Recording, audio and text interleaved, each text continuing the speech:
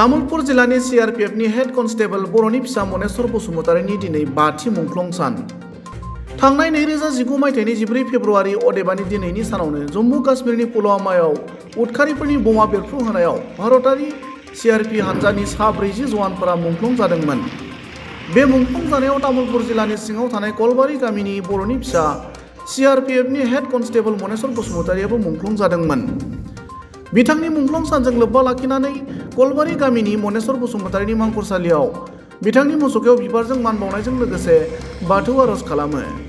गुबुन फारसेथिं बिर मुंख्लं मनेस्वर बसुमतारीनि मुंख्लं सानाव नलबारियाव थानाय 136 BN CRPFनि मोनसे हानजाया कलबारिनि न'आव थांनानै नखरनि सुबुंजों लोगोसे मान बावनानै खौरांगिरिनि सिगाङाव ओरैबायदि बुङो।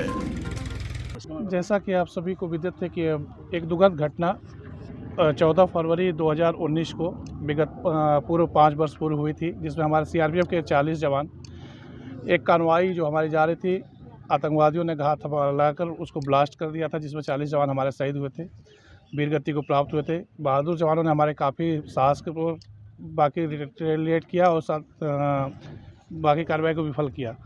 आप सबको विदित है कि इस गांव के जो मनेश्वर बसुमतारी जो हेड कांस्टेबल थे, उस समय 98 बटालियन में सेवारत थे।